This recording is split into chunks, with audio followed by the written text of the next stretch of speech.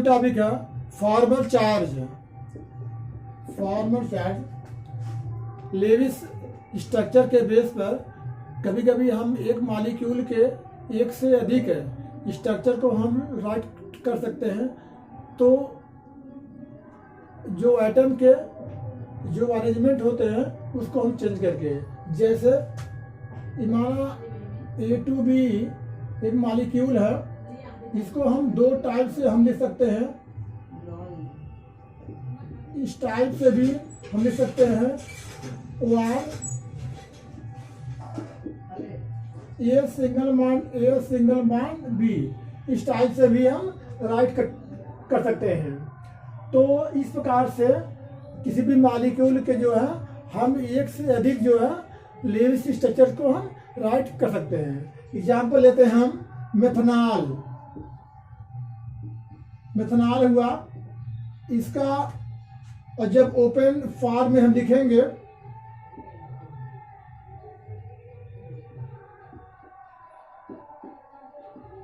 इस प्रकार से हुआ। ये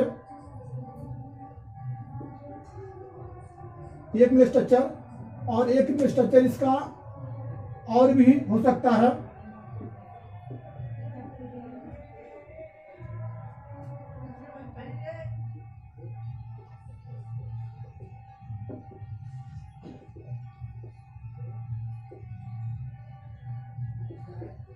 इस टाइप में भी।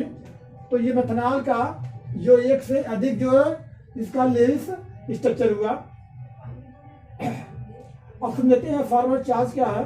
फॉर्मल चार्ज जो बैलेंस इलेक्ट्रॉन होते हैं किसी एटम पर न्यूट्रल फ्री, और जो लेविस स्ट्रक्चर के जो बीच में डिफरेंस होते हैं उन्हें हम जो फॉर्मल चार्ज कहते हैं। The difference of balance electron in atom neutral free state and atom assigned to atom for Lewis structure called formal charge. अभी फॉर्मल चार्ज के बारे में अब इसका फार्मूला होता है formal charge equal to valence electron minus non bonding plus bonding by 2। इस फार्मूले से किसी भी एटम का जो है हम फॉर्मल चार्ज को कैलकुलेट कर सकते हैं। यहाँ पर भी जो है बैलेंस इलेक्ट्रॉन है,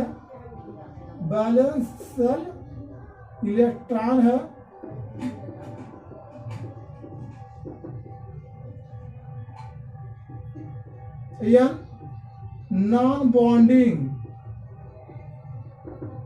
bonding as a lone pair हुआ। और B जो है ये बॉन्डिंग इलेक्ट्रॉन हुआ। इस फार्मूले के बेस पर किसी भी मॉलिक्यूल के किसी भी एटम पर कितना फॉर्मल चार्ज है उसे हम काउंट कर सकते हैं। लाइक दैट मेथनॉल है, मेथनॉल के जो कार्बन, हाइड्रोजन और ऑक्सीजन है इनके फॉर्मल चार्ज को हम काउंट कर सकते हैं। Like that formal charge on carbon atom, formula इसका हो गया कार्बन के बैलेंस शेल में 4 इलेक्ट्रॉन होते हैं माइनस नॉन बॉन्डिंग इस पे 0 है और प्लस बॉन्डिंग 4 है तो फिर 4 बॉन्ड में 8 इलेक्ट्रॉन होते हैं, 8/2 हुआ। फिर ये 4 माइनस ये 4 हुआ इक्वल टू वैल्यू इस पे हो गए 0। कार्बन में फॉर्मल चार्ज कितना है 0 है। इसी टाइप से जो है हम ऑक्सीजन पर भी काउंट कर सकते हैं। Formal charge on oxygen atom हो गया। अब ऑक्सीजन के अंदर जो बैलेंस इलेक्ट्रॉन कितने होते हैं 6 होते हैं। तो 6 माइनस नॉन बॉन्डिंग कितने होते हैं 4 होते हैं। ऑक्सीजन पर यहाँ पे 2 लोन पेयर इलेक्ट्रॉन होते हैं। हुआ, लोन पेयर 4 हुआ, अब प्लस बॉन्डिंग कितने होते हैं, 2 बॉन्ड है तो 4 इलेक्ट्रॉन हुआ ये। तो इसको कोई स्टार्ट से कर देंगे, 6 माइनस 4 प्लस 2 हुआ, 6 माइनस 0 हुआ, अर्थात जो ऑक्सीजन पर फार्मर चार्ज कितना है, 0 है। इसी टाइप से जो है हाइड्रोजन पर भी फार्मर चार्ज हम काउंट कर सकते हैं, farmer charge on hydrogen atom. अब निकाल लेंगे हम हाइड्रोजन की बैलेंस सेल, इलेक्ट्रॉन कितने होते हैं इसमें, 1 ही होते हैं, माइनस इसमें नॉन बॉन्डिंग 0 होते हैं, और प्लस बॉन्डिंग कितने होते हैं, 2 होते हैं, 2/2 हुआ। इस प्रकार से 1 हुआ माइनस 1 हुआ, कितना हुआ, 0 हुआ। इस टाइप से ऑक्सीजन हाइड्रोजन पर भी फार्मर चार्ज 0 होता है। इस प्रकार से हम कह सकते हैं कि मेथनॉल जो है इस पर फार्मर चार्ज की वैल्यू ये 0 है। और किसी भी आइटम पर जो फार्मर चार्ज इस फार्मूले के बेस पर जो हम काउंट कर सकते हैं फार्मर चार्ज, अतः जो बैलेंस इलेक्ट्रॉन होते हैं और लेविस में स्ट्रक्चर के अकॉर्डिंग जिस एटम को हम असाइन कर रहे हैं उन दोनों के डिफरेंस को हम फार्मर चार्ज कहते हैं। पोलैरिटी इन कोवैलेंट मॉलिक्यूल या बॉन्ड। अब पोलैरिटी क्या होती है, जो मान लो कोई कोवैलेंट कंपाउंड है ए और बी है, तो जो ये कंपाउंड है इन दोनों एटम के बीच में जिस एटम की इलेक्ट्रोनेगेटिविटी ज़्यादा होती है, जो ये कोवैलेंट बॉन्ड हुआ है, इसके शेयर इलेक्ट्रॉन को वो एटम अपनी ओर अटैच कर लेगा। जब अपनी ओर अटैच कर लेगा तो जो एटम ए और बी है ये ऑटोमेटिक इलेक्ट्रोनेगेटिव और इलेक्ट्रो पॉजिटिव बन जाते हैं। अतः जो कोवैलेंट बॉन्ड होते हैं इनके जो शेयर किए गए इलेक्ट्रॉन होते हैं मोर इलेक्ट्रोनेगेटिव एटम की ओर जो है अटैच हो जाते हैं। जब ये अटैच हो जाते हैं तो एटम जो है इलेक्ट्रोनेगेटिव पार्शियली इलेक्ट्रोनेगेटिव और पार्शियली इलेक्ट्रोपॉजिटिव जो है बन जाते हैं। इसे हम जो है पोलैरिटी कहते हैं, इसे हम पोलैरिटी कहते हैं। आप जो यहाँ पे HF मॉलिक्यूल है इसकी हाइड्रोजन की तो जो इलेक्ट्रोनेगेटिव होती है 2.1 होती है और फ्लोरीन की 4 होती है। जब इसके डिफरेंस करेंगे 1.9 हुआ, यहाँ या Cl में 2.1 और 3.5 हुआ, इसका डिफरेंस कर देंगे आप तो 1.4 हुआ। HBr में हाइड्रोजन का 2.1 और Br का 3 होता है, 0.9 होगा। और जब HI में आप देखेंगे तो हाइड्रोजन का 2.1 हुआ और आयोडीन का 2.5 हुआ, इसके जो डिफरेंस हुए 0.4 हुआ। मीन्स जब इलेक्ट्रोनेगेटिविटी का जो डिफरेंस की वैल्यू कम होती है तो जो किसी भी एटम के जो मॉलिक्यूल हैं उनकी जो है आयनिक कैरेक्टर की वैल्यू भी कम होती है, आयनिक कैरेक्टर की वैल्यू भी कम होती है। जब इलेक्ट्रोनेगेटिविटी का डिफरेंस ये कम होता है तो वहाँ पे आयनिक कैरेक्टर की वैल्यू डिक्रीज होती है। अब पाउलिंग साइंटिस्ट थे, पाउलिंग ने ही यहाँ पे पोलैरिटी को ये काउंट करने के लिए फार्मूला दिया था, XA माइनस XB, अर्थात दोनों आइटम की इलेक्ट्रोनेगेटिविटी का डिफरेंस कर लेते हैं और डिफरेंस करके जो है पोलैरिटी मॉलिक्यूल का जो हम काउंट करते हैं। नेक्स्ट टॉपिक है डाइपोल मोमेंट। पोलैरिटी के जो डिफरेंस को जब न्यूमेरिकल स्केल में हम जब रिप्रेजेंट करते हैं तो उसे हम जो है डाइपोल मोमेंट कहते हैं। पोलैरिटी के न्यूमेरिकल स्केल को जब हम इसे रिप्रेजेंट करते हैं तो उसे हम डाइपोल मोमेंट कहते हैं। अर्थात इसके जब न्यूमेरिकल वैल्यू को हम एक्सप्रेस करते हैं तो उसे जो हम डाइपोल मोमेंट कहते हैं। जो डाइपोल मोमेंट होता है कि जो एटम कोवैलेंट बॉन्ड के होते हैं जिसमें इलेक्ट्रोनेगेटिव और इलेक्ट्रोपॉजिटिव एटम होते हैं, उन चार्ज के दोनों जो चार्ज हैं और जो दोनों के बीच में जो है डिस्टेंस है उन्हीं के प्रोडक्ट को जो है डाइपोल मोमेंट कहते हैं। मी इक्वल टू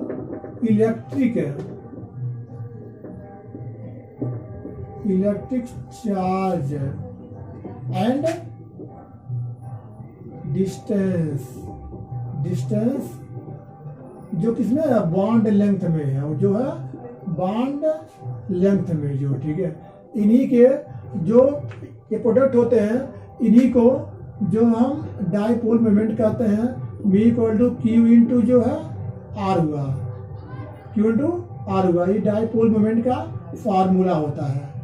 इसके फार्मूले होते हैं मी equal to Q into R, the product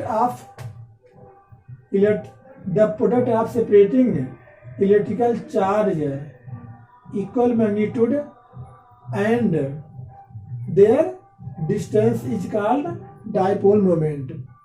अर्थात जो यहाँ पे कोवलेंट बॉन्ड मान लो कि ये है, तो यहाँ पे इलेक्ट्रोनेगेटिव इलेक्ट्रोपॉजिटिव बन गया। इनके जो इलेक्ट्रिकल चार्ज होते हैं और जो ये बॉन्ड लेंथ कोवलेंट बॉन्ड होते हैं, जो ये डिस्टेंस होती है, जो चार्ज जो होंगे यहाँ पे इक्वल मैग्नीट्यूड के होंगे, इक्वल मैग्नीट्यूड के होंगे। और जो उनके डिस्टेंस होते हैं, इनके मल्टीप्लिकेशन अर्थात इनके प्रोडक्ट को जो हम डाइपोल मोमेंट करते हैं। जो डाइपोल मोमेंट है ये डायरेक्शनल होता है, ये डायरेक्शनल है ये। और जब डायरेक्शनल है तो जो ये डाइपोल मोमेंट की वैल्यू होगी वो वेक्टर स्केल होगी, वेक्टर क्वांटिटीज होगी, ये वेक्टर क्वांटिटीज होगी ये।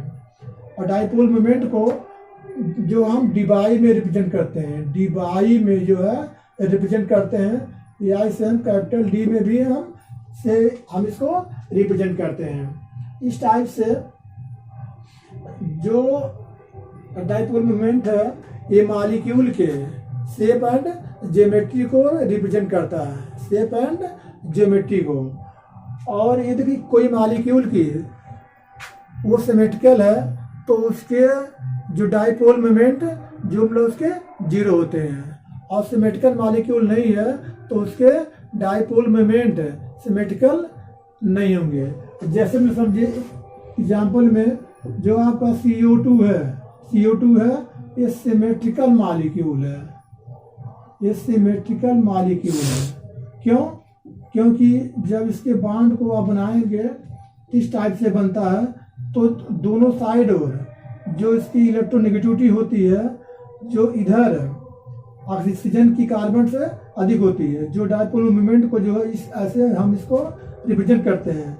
ये जो बॉन्ड इधर की ओर जो है खींचेगा, इधर वाला जो इधर खींचेगा, तो दोनों की नेट रिजल्टेंट जो वैल्यू म्यू की होगी वहाँ पे ये जीरो हो जाएगी। CO2 भी सिमेट्रिकल मॉलिक्यूल है, और CCl4 है और CH4 है, ये सभी सिमेट्रिकल मॉलिक्यूल है। जैसे कार्बन होगा, कार्बन से 4, और जब Cl आइटम लगेगा तो जो इसकी इलेक्ट्रोनेगेटिविटी इधर खींचेगा, इसकी इधर खींचेगा, इसका इधर खींचेगा और इसका इधर खींचेगा, तो जो नेट वैल्यू होगी डाइपोल मोमेंट की जीरो हो जाएगी। ऐसे ही मीथेन में होगा।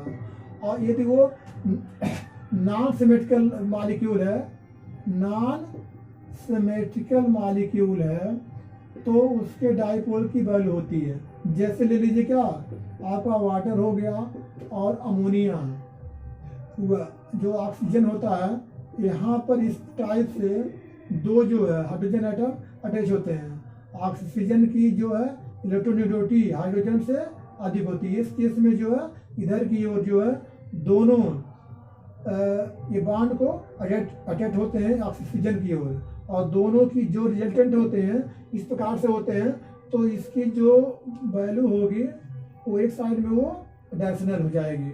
इस टाइप से जो है ये वाटर मॉलिक्यूल ये है, इसकी म्यू की वैल्यू होगी, क्योंकि ये डाइपोल मोमेंट जो है ये शो कर रहा है। ऐसे ये अमोनिया भी होता है।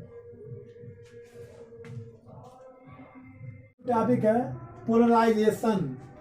पोलराइजेशन कहेंगे यहाँ पे चेंज आयनिक कैरेक्टर, चेंज आयनिक कैरेक्टर इनटू कोवैलेंट। इसमें जो है आयनिक कैरेक्टर जो होते हैं कोवैलेंट कैरेक्टर में चेंज हो जाते हैं। कोई भी जब यहाँ पे आयनिक मॉलिक्यूल होता है, जो आयनिक मॉलिक्यूल होते हैं जिसकी जो साइज होती है ये बहुत छोटी होती है, क्या कहते हैं, छोटी होती है, ये कैटायन है। और जब कोई अनायन होते हैं, अनायन की जो साइज होती है बहुत ये बड़ी होती है, ये बहुत बड़ी होती है। ये जो आयनिक कंपाउंड होते हैं इसमें कैटायन और अनायन इस प्रकार के होते हैं। जो कैटायन होता है वो एनायन को जो है आयनिक बॉन्ड में ऐसे रहते हैं, लेकिन बहुत लंबे टाइम तक जो है एनायन अपने सिमेट्रिकल पोजीशन में बहुत लंबे समय तक नहीं रह पाता है। क्यों? क्योंकि जो कैटायन होता है इसको जो है अपनी ओर अटैच कर लेता है, अर्थात ये पोलराइजेशन हो जाता है। यहाँ क्या हो रहा है, यहाँ पे नो पोलराइजेशन हो रहा है, यहाँ पे पोलराइजेशन नहीं है। लेकिन कुछ टाइम के बाद जो होता है, और जब ये कैटायन जो है आयनायन को अपनी तरफ अटैच कर लेगा, और जब अटैच कर लेगा तो उस कंडीशन में जो आयनायन जो होगा ये इलांगेटेड फॉर्म में हो जाएगा। क्या हो जाएगा? इलांगेटेड फॉर्म में हो जाएगा। इसे कहते हैं पोलराइजेशन, कहेंगे पोलराइजेशन। अर्थात जो कैटायन के द्वारा आयनायन को जो उसके शेप से इलांगेटेड कर देता है, जिससे जो आयनायन होते हैं अपने सिमेट्रिकल पोजीशन को ये चेंज कर देते हैं, और जो यहाँ पे आयनिक कैरेक्टर होते हैं वो कोवैलेंट कैरेक्टर में बदल जाते हैं। इसे हम पोलराइजेशन कहते हैं। नेक्स्ट टॉपिक है हाइड्रोजन बॉन्डिंग। लैटिमर और रोडेबस ने एक अलग आइडिया किया कि हाइड्रोजन बॉन्डिंग के जो मोर इलेक्ट्रोनेगेटिव एटम होते हैं, ऑक्सीजन, फ्लोरीन और नाइट्रोजन के जो एटम होते हैं ये इलेक्ट्रोनेगेटिविटी इनकी अधिक होती है। जब ये कोवैलेंट बॉन्ड के अंदर होते हैं तो ये शेयर किए गए इलेक्ट्रॉन को अपने ओर टुवर्ड कर लेते हैं, अर्थात अपने ओर जो है अटैच कर लेते हैं, जिससे उस बॉन्ड के अंदर जो है डाइपोल मूवमेंट चलाता है, और जिसके फलस्वरूप जो एटम होते हैं इलेक्ट्रोनेगेटिव और इलेक्ट्रोपॉजिटिव हो जाते हैं। अब समझिए, तो यहाँ पे एक्स ये है इलेक्ट्रोनेगेटिव हो गया, और ये बॉन्ड से स्टेटस है हाइड्रोजन जो इलेक्ट्रोपॉजिटिव हुआ। इस प्रकार से इसके एटम के अंदर जो है क्या हो गया, पोलरिटी आ गई, और इसके अंदर जो है डाइपोल मोमेंट यहाँ पे हो गया, जिससे इनके अंदर में जो है एक प्रकार का डाइपोल मोमेंट हो गया डेवलप। ऐसे ये मॉलिक्यूल हैं आपस में लिंक होते हैं, तो इनके बीच में जो है एक एटम दूसरे एटम को अटैच होने लगते हैं। इस प्रकार से इनके बीच में हाइड्रोजन बॉन्डिंग बनती है।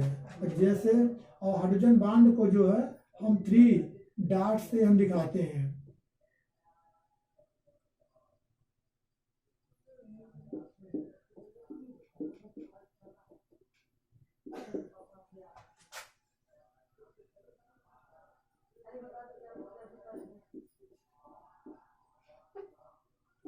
इस प्रकार से जो यहाँ पे हाइड्रोजन बॉन्डिंग तैयार हो गया। इस प्रकार से ये मॉलिक्यूल जो है यहाँ पे इलेक्ट्रोनेगेटिव हुआ और इलेक्ट्रोपॉजिटिव हुआ, ये इलेक्ट्रोनेगेटिव हुआ और इलेक्ट्रोपॉजिटिव हुआ, इलेक्ट्रोनेगेटिव हुआ और इलेक्ट्रोपॉजिटिव हुआ। अर्थात यहाँ पे इलेक्ट्रोनेगेटिव और इलेक्ट्रोपॉजिटिव आइटम के बीच में जो है एक न्यू फोर्स यहाँ पे डेवलप हो जाता है। इसे हम हाइड्रोजन बॉन्डिंग कहते हैं, और हाइड्रोजन बॉन्डिंग को जो है 3 डॉट के द्वारा हम रिप्रेजेंट करते हैं। वाटर के फॉर्मेशन में भी जो हाइड्रोजन बॉन्डिंग बनती है, वाटर के द्वारा हाइड्रोजन बॉन्ड का फॉर्मेशन होता है। अब ये हो गया। अब अगले कंडीशन में यहाँ पे ऑक्सीजन हुआ, इस प्रकार का हुआ, फिर ये ऑक्सीजन हुआ। अब इनके बीच में ऑक्सीजन जो हम मोर इलेक्ट्रोनेगेटिव है, तो इनके बीच में इस प्रकार के हाइड्रोजन बॉन्डिंग हो जा रही है। इसे हम कहेंगे हाइड्रोजन बॉन्डिंग, इसे कहेंगे हाइड्रोजन बॉन्डिंग। हाइड्रोजन बॉन्डिंग जिस मॉलिक्यूल के अंदर होता है वो जो सॉल्युबिलिटी भी तो उसकी अधिक हो जाती है और साथ में उसकी बॉइलिंग और मेल्टिंग पॉइंट भी अधिक होती है।